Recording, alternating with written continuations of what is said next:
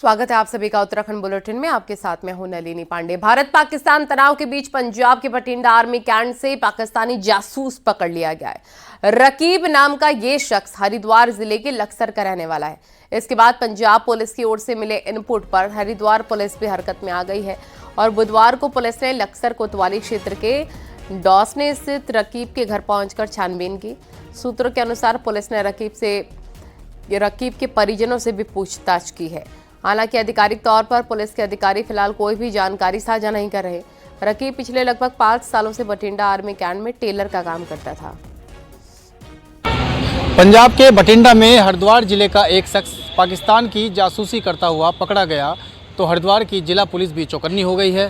Punjab police के संपर्क साधने के बाद हरिद्वार के लक्सर स्थित डोसनी में पहुंचकर पुलिस ने रकीब के घर की तलाशी ली है और छानबीन की है। बताया जा रहा है कि पुलिस ने रकीब के परिजनों को भी पूछताछ के लिए हिरासत में लिया है। हालांकि हरिद्वार पुलिस मामले में फिलहाल ज़्यादा कुछ भी साफ तौर पर बोलने से बच रही है। न्यूज़ 18 पुलकित शुक्ला, हरिद्वार। ऑपरेशन सिंदूर की कामयाबी पर देहरादून में बीजेपी ने तिरंगा शौर्य सम्मान यात्रा निकाली और इस यात्रा में मुख्यमंत्री पुष्कर सिंह धामी और बीजेपी प्रदेश अध्यक्ष समेत सभी बड़े नेता शामिल हुए। यात्रा के माध्यम से सेना के शौर्य गाथा को आम लोगों को बताया गया है। वहीं सीएम धामी ने कहा कि सेना के सम्मान में ये यात्रा निकाली गई है। सीएम ने कहा कि ऑपरेशन सिंदूर के बाद आतंकवादियों में खौफ है। भारत की सेनाओं ने जिस प्रकार से ऑपरेशन सिंदूर चलाया, शौर्य, पराक्रम और साहस और सटीक रणनीति आदरणीय प्रधानमंत्री श्री नरेंद्र मोदी जी के नेतृत्व में निर्णायक जवाबी कार्रवाई करी, जवाबी हमला किया और पाकिस्तान के अंदर पाकिस्तान द्वारा पोषित 9 आतंकवादी अड्डों को नेस्तनाबूद करने का काम किया। पाकिस्तान की सेना को घुटने टेकने पर मजबूर किया। उनके डीजीएमओ ने, पाकिस्तान की सरकार ने जिस प्रकार से युद्ध विराम का अनुरोध किया, भारतीय सेना ने हर उस मुंहतोड़ जवाब उस कार्रवाई का दिया जिसमें हल्द्वानी में जिला विकास प्राधिकरण की टीम ने विवादित संत रामपाल के आश्रम को सील कर दिया है। बुधवार को प्राधिकरण की टीम ने डहरिया इलाके में स्थित आश्रम को सील किया। प्राधिकरण के मुताबिक आश्रम आवासीय बिल्डिंग में चलाया जा रहा था जिसकी अनुमति नहीं थी। यही नहीं, आश्रम में कई अवैध गतिविधियां चलने की भी शिकायत मिली थी। मिनिमम जो रिक्वायरमेंट है प्लॉट साइज़ की, वो भी ये फुलफिल नहीं करता है। तो इसका पूर्व में चालान किया गया था और इसमें वाद भी दर्ज किया गया है। उसी क्रम में चूँकि यहाँ पर काफ़ी संख्या में लोग एकत्र होते हैं और जन सुविधा के हिसाब से भी और जनहानि किसी प्रकार की ना हो, इन बातों को ध्यान में रखते हुए और वायलेशन को देखते हुए इसको सीलिंग के ऑर्डर थे, उसी क्रम में आज ये कार्रवाई की गई है। उत्तराखंड हज कमेटी में पहली बार मुस्लिम महिलाओं को जगह दी गई है। मुख्यमंत्री पुष्कर सिंह धामी के सुझाव पर राज्य की 3 महिलाओं को हज समिति में प्रतिनिधित्व दिया गया और शासन द्वारा जारी की गई सूची में कोटद्वार निगम की पार्षद रिजवाना परवीन, हल्द्वानी की तरन्नुम खान और अल्मोड़ा की शाहिदा सिराज को हज कमेटी का सदस्य बनाया गया। साथ ही लक्सर से विधायक शहजाद को भी समिति का सदस्य बनाया गया है और हज कमेटी ने पहली बार मुस्लिम महिलाओं को जगह दी है। मुख्यमंत्री पुष्कर सिंह धामी के सुझाव पर राज्य के 3 महिलाओं को हज समिति में प्रतिनिधित्व दिया गया है। हज कमेटी में 3 बहनों को रिप्रेजेंटेशन देकर धामी सरकार ने अपने इरादे स्पष्ट कर दिए हैं कि अब मोदी धामी सरकार बेटियों को रिप्रेजेंटेशन दे रही है।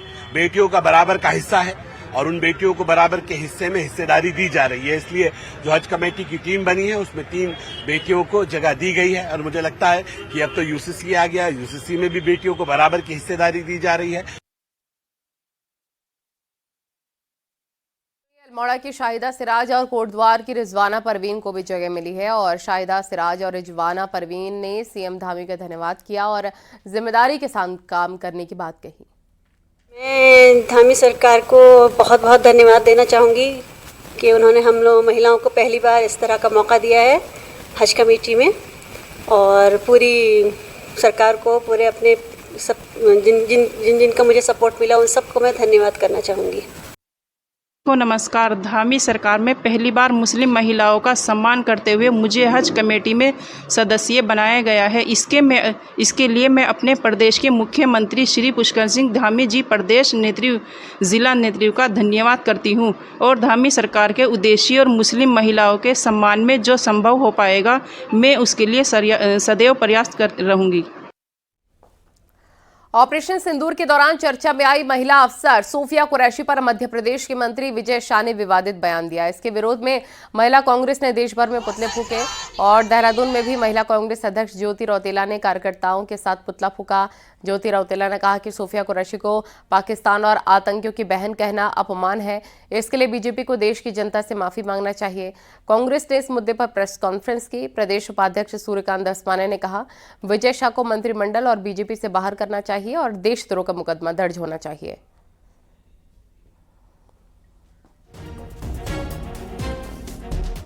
रामनगर के कांग्रेस ऑफिस को पुलिस ने मकान मालिक को सौंप दिया है। इसके बाद कांग्रेस नेता रणजीत रावत ने कहा है कि जगह को उनके मालिक को सौंपने के में कानूनी प्रक्रिया का पालन नहीं हुआ। अगर मकान मालिक को मुझसे जगह खाली करानी थी तो उन्हें मुझे नोटिस देना चाहिए था, लेकिन नोटिस नहीं दिया। रणजीत रावत ने आरोप लगाया कि दफ्तर को खाली कराने के लिए बाहर से गुंडे बुलाए गए और पुलिस ने ऐसे लोगों का साथ दिया है। का प्रकरण है वो जो उसके मालिक है उनकी सहमति से हमें दिया गया था। हम एज ए किराएदार वहाँ रह रहे थे। कानून में प्राविधान है यदि उनको खाली कराना था तो या आपसी सहमति से हो सकता था या फिर उनको नोटिस करने थे जिसमें से दोनों में से एक भी प्रक्रिया नहीं अपनाई गई है।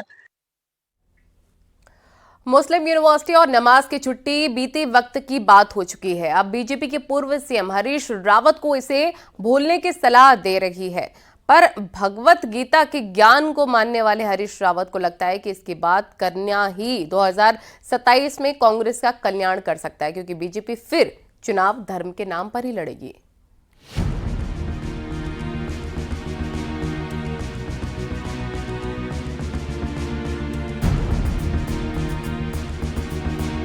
हाथ में भगवत गीता लिए भगवान कृष्ण की तरफ से अर्जुन को दिया धर्म का ज्ञान अब कांग्रेस नेता हरीश रावत अपने नेताओं को दे रहे हैं। हरीश रावत के मुताबिक 2027 में बीजेपी फिर धर्म के नाम पर चुनाव लड़ेगी, इसलिए गांव-गांव तक कांग्रेस को ये बात पहुंचानी पड़ेगी कि 2017 और 2022 में कही गई दोनों बातें झूठ है, ताकि बीजेपी 2027 के चुनाव में धर्म के नाम पर कांग्रेस को ना घेर पाए। वहीं बीजेपी का कहना है कि नमाज की छुट्टी और मुस्लिम यूनिवर्सिटी पर अब हरीश रावत को मौन होना चाहिए और किसी मंदिर में जाकर तपस्या और ध्यान करना चाहिए। देखिए, मुस्लिम यूनिवर्सिटी नमाज वाले विषय पर जितना प्रचार हरीश रावत जी ने कर दिया है, अब तो लोगों को ये लग गया है कि वो सफाई इतनी बार दे रहे हैं, इसका मतलब सत्यता है। इसलिए हरीश रावत जी को इस पर ज्यादा चर्चा नहीं करनी चाहिए। उनको मंदिरों में जाना चाहिए, बड़े बड़े मंदिरों में तप तपस्या करें इस उम्र में, और उत्तराखंड की देवभूमि के हर मंदिर से आशीर्वाद लें। राज्य के विकास के लिए उनको भी सहयोगी रूप में काम करना चाहिए। बीजेपी नमाज की छुट्टी और मुस्लिम यूनिवर्सिटी पर मौन है और कांग्रेस नेता हरीश रावत को मौन रहने और मंदिर जाने की सलाह दे रहे हैं, लेकिन हरीश रावत चुप नहीं होना चाहते। इसलिए हरीश रावत अब मुस्लिम यूनिवर्सिटी और नमाज की छुट्टी पर बीजेपी प्रदेश अध्यक्ष को केदारनाथ और बद्रीनाथ में बहस की चुनौती दे रहे हैं। बाद यदि हमने इसको ठीक तरीके से जनता तक पहुंचा दिया मामले को, तो इससे भाजपा की साख खत्म हो जाएगी, राजनीतिक प्रतिद्वंदी के रूप में उसकी साख खत्म हो जाएगी। तो मुझे अच्छा लगा, यदि महेंद्र भट्ट जी को इससे मिर्ची लगी है तो अच्छी बात है। भाजपा के लोगों आओ मुकाबला करो ना मेरा, कहो, हमने कसम खा करके कहो। मैं तो भाजपा के लोगों से कह रहा हूँ, बद्रीनाथ के मंदिर में कांग्रेस के कुछ नेता दबी जुबान में मानते हैं कि नमाज की छुट्टी और मुस्लिम यूनिवर्सिटी की बात करना कांग्रेस के लिए नुकसानदायक हो सकता है, तो पूर्व सीएम हरीश रावत मानते हैं कि इस बात का फायदा ये होगा कि 2027 में बीजेपी फिर ऐसा झूठ नहीं बोल पाएगी। ऐसे में कांग्रेस नेताओं को जगाने के लिए हरीश रावत ने अब भगवत गीता ज्ञान का सहारा लिया है। दीपांकर भट्ट, न्यूज़ 18, देहरादून।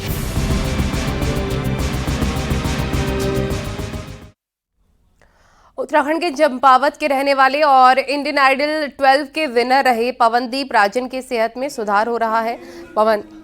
पवनदीप ने सोशल मीडिया में अपना एक वीडियो शेयर किया। वीडियो में अस्पताल के कमरे में बेड पर बैठे पवनदीप गाना गा रहे हैं। उनके शरीर में कई जगह पट्टी बंधी है। पवनदीप की गाड़ी का 5 मई को एक्सीडेंट हो गया था। हादसे में वो घायल हो गए थे। उनके हाथ और पैरों में गंभीर चोटें आई थी।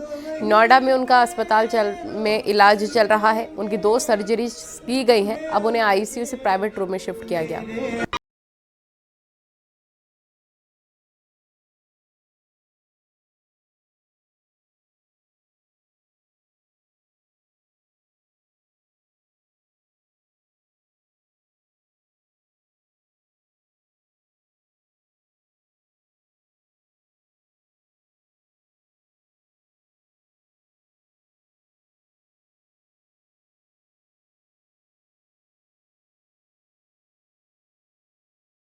के नशे में कार दौड़ाकर हुड़दंग करने वाले युवकों पर पुलिस ने कार्रवाई की। हुड़दंग और स्टंटबाजी का वीडियो वायरल होने के बाद पुलिस ने 4 युवकों को पकड़कर उनके ड्रिंक एंड ड्राइव के चालान किए और गाड़ी को भी सीज कर दिया।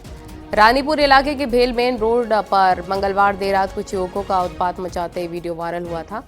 इसमें युवक खतरनाक ढंग से कार चला रहे थे और इन हुड़दंगियों में एक युवक कार से बाहर लटक कर भी स्टंट करता नजर आया।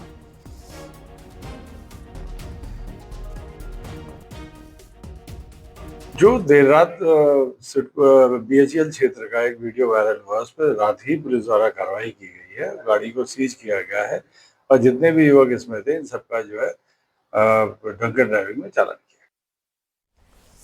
हरिद्वार के बाजारों में अतिक्रमण बड़ी समस्या बना हुआ है, इसलिए पुलिस भी अवैध अतिक्रमण के खिलाफ लगातार कार्रवाई कर रही है। पुलिस ने वाल्मीकि चौक से तुलसी चौक तक सड़क पर अतिक्रमण करने वालों पर कार्रवाई की।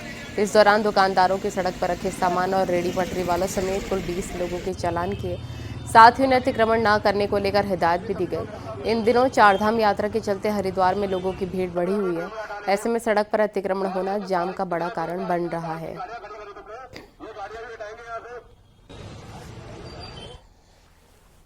कुमाऊं में जमीनों के खेल जमकर खेले जा रहे हैं। यहाँ प्रॉपर्टी डीलरों का ऐसा मकड़ जाल फैला हुआ है जिसकी चपेट में जमीन खरीदने वालों से लेकर बेचने वाले तक आ रहे हैं। आखिर कैसे चल रहा है ये खेल, इस रिपोर्ट में देखिए।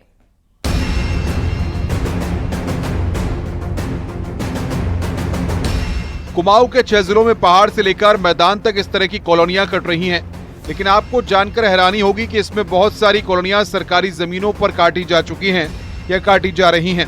यही नहीं, कई सारी जमीनों के फर्जी दस्तावेज भी बनाए जा रहे हैं, जिसके आधार पर जमीन बिक्री और खरीद का सिलसिला जारी है। और इसमें प्रॉपर्टी डीलर से लेकर ग्राम प्रधानों और तहसील में काम करने वाले कर्मचारियों तक की भूमिका संदिग्ध है।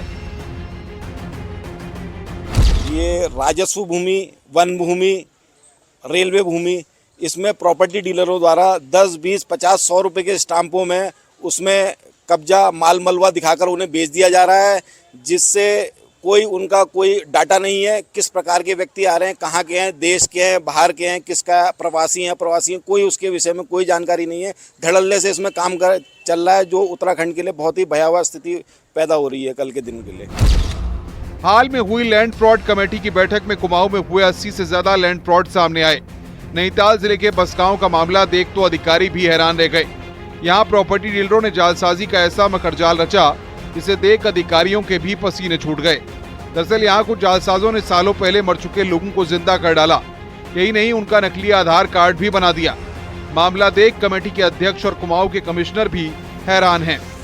पहले से एक जमीन गांव में किसी व्यक्ति के नाम पे थी और उस व्यक्ति की मृत्यु बहुत पहले हो चुकी है।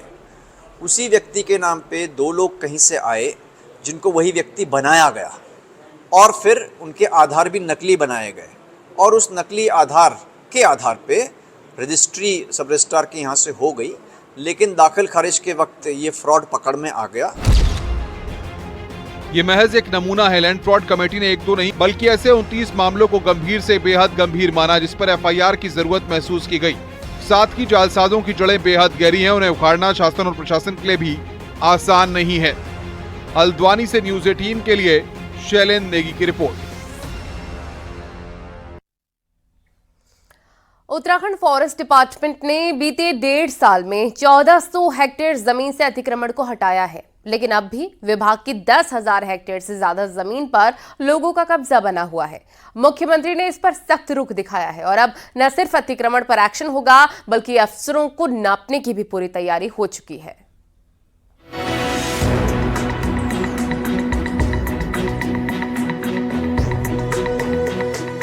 उत्तराखंड में अगर सबसे ज्यादा सरकारी जमीन पर कहीं अतिक्रमण है तो वो है फॉरेस्ट की जमीन। रिकॉर्ड के मुताबिक 11,000 हेक्टेयर से ज्यादा फॉरेस्ट लैंड पर लोगों का कब्जा है। कई इलाकों में तो वन गुर्जर खेती कर रहे हैं। 11,000 हेक्टेयर में से वन विभाग अभी तक सिर्फ 1400 हेक्टेयर जमीन को ही अतिक्रमण मुक्त करा पाया है। दूसरे शब्दों में कहें तो करीब 3,500 फुटबॉल मैदान जितनी जमीन वन विभाग ने कब्जा मुक्त करा दी है, लेकिन अभी भी कई जगह अतिक्रमण बना हुआ है।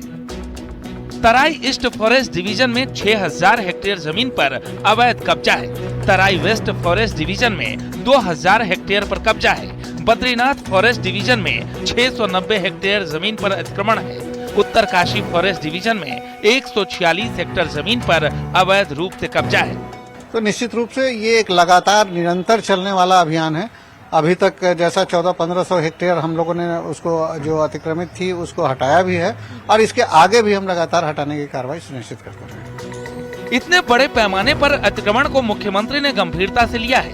सीएम धामी ने उन अधिकारियों को चिन्हित करने को कहा है जो अतिक्रमण हटाने में इंटरेस्ट नहीं दिखा रहे हैं। वहीं विभाग का कहना है कि अतिक्रमण हटाने में कानूनी अड़चनें भी बड़ी चुनौती बन रही है और ये कार्रवाई निरंतर जारी है। कोई केसेस जितने को थे वो अलग अलग कोर्ट में लंबी चल रहे हैं, तो उस कारण एक कोर्ट की अपनी व्यवस्था है, अपनी प्रक्रिया है। तो जहां जहां कोर्ट के आदेश उनका आदेश आते हैं वहां अतिक्रमण हटाने की कार्रवाई की जाती है। लेकिन एक सतत प्रक्रिया है। इसमें अतिक्रमण विगत 1.5 साल से जब से ये अतिक्रमण हटाने का अभियान चल रहा है, यहाँ पे लगभग 550 बीघे की क्षेत्रफल में हम लोगों ने खाली किया है। यहाँ पे प्रदेश के लगभग हर फॉरेस्ट डिवीजन में अतिक्रमण है। सिर्फ Kalagarh tiger reserve, Govind wild life sanctuary और गंगोत्री नेशनल पार्क इसके अपवाद हैं। साफ है कि अब सरकार इस मामले में कोई ढील नहीं देने जा रही। आने वाले वक्त में अतिक्रमणकारियों के साथ साथ लापरवाह अफसरों पर भी गाज गिरना तय माना जा रहा है। देहरादून से न्यूज 18 के लिए सुनील नप्रभात की रिपोर्ट। सिखों के प्रसिद्ध धाम हेमकुंड साहिब की यात्रा की तैयारियां जोरों पर चल रही हैं। बर्फ हटाने का काम भी अंतिम चरण में है।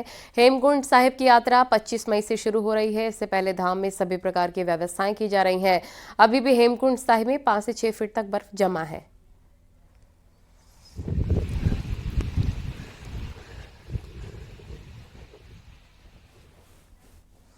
पहाड़ों में समर सीजन शुरू होने के साथ ही 2 बूंद पानी के लिए हाहाकार का आगाज भी होता जाता है। गला तर करने की चाहत में स्थानीय लोग तो परेशान होते हैं, साथ ही इसकी कीमत पर्यटन कारोबार को भी चुकानी पड़ती है। देखिए रिपोर्ट।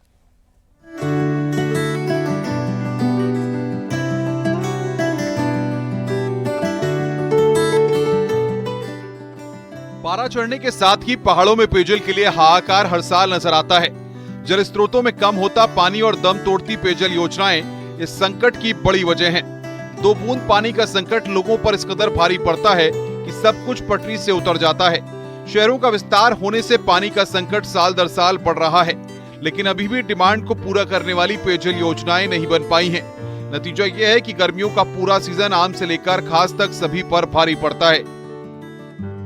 दिन हो गए यहाँ पानी की व्यवस्था बिल्कुल चरमरा गई है और आदमी बहुत प्रभावित हो रहा है। उनके रोज की दिनचर्या के लिए पानी नहीं आ पा रहा है और जनता कभी प्राकृतिक स्रोतों की तरफ, कभी नौलों धारों की तरफ जा रही है। गर्मी के सीजन में ही सैलानी भी पहाड़ों का रुख करते हैं। यही नहीं, प्रवासी भी इस समय अपनी जड़ों को लौटते हैं। ऐसे में पेयजल की डिमांड पहले से कहीं ज्यादा हो जाती है, लेकिन प्लानिंग की कमी का आलम यह है कि सीजन में पानी के लिए सबसे ज्यादा हाहाकार मचा रहता है। 2 बूंद पानी के लिए स्थानीय लोग तो परेशान हैं ही, साथ ही पर्यटन कारोबारियों को भी इन दिनों काफी जद्दोजहद करनी पड़ रही है। हमारे टोटल जो डिमांड है नगर की, तो फ्लोटिंग पॉपुलेशन सभी लगा के 12.85 का डिमांड है और उसके सापेक्ष से अभी हमें 1.5 MLD के आसपास शॉर्टफॉल चल रहा है। उसके लिए हम रोस्टर के आधार पर जोनों में जो है सप्लाई कर रहे हैं। पहाड़ों में पेयजल संकट से निपटने के लिए करोड़ों की लागत से पेयजल योजनाएं बनाई गई हैं। ये योजनाएं सीधे नदियों से पानी लिफ्ट करती हैं। बावजूद इसके पानी का संकट कई सवाल खड़े करता है। ऐसे में जब पहाड़ में पर्यटन के सपने दिखाए जा रहे हों, तब पेयजल की ये कमी पूरी प्लानिंग को ही कटघरे में खड़ा करती है। न्यूज़ 18 के लिए पिथौरागढ़ से विजयवर्धन उप्रेती की रिपोर्ट। अब आपको दिखाते हैं पहाड़ टॉप 10 न्यूज। रुद्रप्रयाग में केदारनाथ यात्रा रूट पर मांस की बिक्री को बंद करने के लिए लगातार कार्रवाई चल रही है। फाटा पुलिस ने चेकिंग में 75 किलो मीट बरामद किया। टिहरी लोकसभा सांसद माला राज्य लक्ष्मी शाह ने उत्तरकाशी में अधिकारियों की बैठक ली, साथ ही केंद्रीय योजनाओं की समीक्षा की। हरिद्वार के सांसद त्रिवेंद्र सिंह रावत ने CSR हॉल में जिला विकास समन्वय एवं निगरानी समिति की मीटिंग ली, साथ ही कई योजनाओं की समीक्षा की। अल्मोड़ा में क्वारा पुल के पास रोड कई महीनों से लैंडस्लाइड के चलते बंद था। कांग्रेस ने जल्द रोड ठीक करने की मांग की। हल्द्वानी में मेडिकल कॉलेज से निकाली गई 115 नर्सों ने CMO के कैंप दफ्तर के बाहर धरना दिया। कोविड काल में नर्सों ने अपनी सेवाएं दी थी।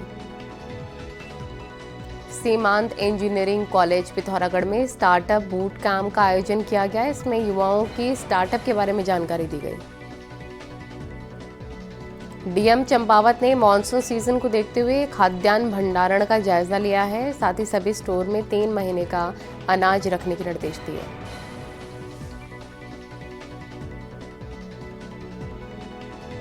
मुंबई हाई कोर्ट के एडवोकेट फिरोज पालखीवाला इन दिनों उत्तराखंड दौरे पर हैं। वो साइकिल से भारत भ्रमण पर निकले हैं। रामनगर में उत्तराखंड विद्यालय शिक्षा परिषद ने विशेषज्ञों की एक वर्कशॉप का आयोजन किया। इसमें विभिन्न विषयों के क्वेश्चन बैंक बनाने की कार्रवाई शुरू की गई।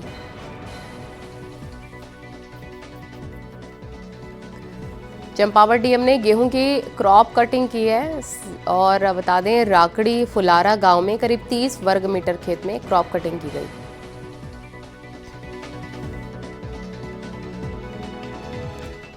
कुमाऊं मंडल विकास निगम की आदि कैलाश यात्रा की शुरुआत हो चुकी है और बुधवार को KMVN ने 20 यात्रियों का पहला दल हल्द्वानी से पिथौरागढ़ के लिए रवाना किया। कुमाऊं मंडल विकास निगम की तरफ से कराई जा रही इस यात्रा का पहला स्वागत हल्द्वानी और भीमताल में किया गया। श्रद्धालु इस मुश्किल यात्रा के लिए बेहद उत्सुक हैं और पहले दल में दक्षिण भारत के साथ ही महाराष्ट्र और गुजरात के यात्री भी शामिल हैं। श्रद्धालु आदि कैलाश यात्रा के दौरान हल्द्वानी से भीमताल, जाकेश्वर, पिथौरागढ़, धारचूला, गुंजी, नाबीडांग होते हुए 5वें दिन जोलीकांग पहुंचे और यहीं से इन्हें आदि कैलाश के दर्शन हो सकेंगे। श्रद्धालु यहां आदि कैलाश दर्शन के साथ ही पार्वती सरोवर, गौरीकुंड, पार्वती मुकुट और पांडा पर्वत के दर्शन करेंगे। यात्रा के पड़ावों में श्रद्धालुओं को जागेश्वर, चितई, गोयल देवता, पाताल भुवनेश्वर और कैची धाम जैसे प्रसिद्ध धार्मिक स्थलों के भी दर्शन होंगे। साथ ही कई प्रसिद्ध पर्यटक स्थलों के भी दीदार करेंगे। कुल मिलाकर एक दल 8 दिनों में अपनी यात्रा पूरी कर वापस लौटेगा। और सभी लोगों को आज इस बार काठगोदाम से इकट्ठा करके गैदर करके पहला पड़ाव हमारा भीमताल है, जहाँ पे हमारे MD KMVN उनका ऑफिशियली स्वागत करेंगे। यात्रा यहाँ से भी हल्द्वानी काठगोदाम से रवाना हो चुकी है। ठीक है सर, कितने यात्री रहेंगे सर? कितने इस प्रथम दल में हमारे यहाँ 20 यात्री हैं। और टोटल कितने बच्चे जाएंगे सर? अभी तक हमारे पास 102 रजिस्ट्रेशन है जो अभी, और हमारी संभावना है क्योंकि पिछली बार 624 थे, हम उम्मीद कर रहे हैं इस बार उससे ज़्यादा ही रहेंगे। और एक्चुअली मैंने इतनी लंबी यात्रा कभी नहीं की, छोटा छोटा मैंने बहुत किया है ट्रिप, लेकिन मेरी बहन ने मुझे बोला तो इसकी वजह से मेरा ये फर्स्ट टाइम हो रहा है। देखते आगे, बहुत है। पहाड़ों की यात्रा की है कैसे? नहीं ना, इसीलिए मैं बोल रही हूँ फर्स्ट टाइम है मेरा। किया है मैंने छोटा छोटा यात्रा बहुत किए, महाबड़ेश्वर, माथेरान। मेरा नाम स्वराज यादव है और मैं देहरादून से आई हूँ। अभी हम लोग पहुँचे ही हैं ट्रेन से। ये मेरी आदि कैलाश की चौथी यात्रा है KMVN के थ्रू और इसमें नो डाउट उत्साह है, तभी चौथी बार कर रही हूँ।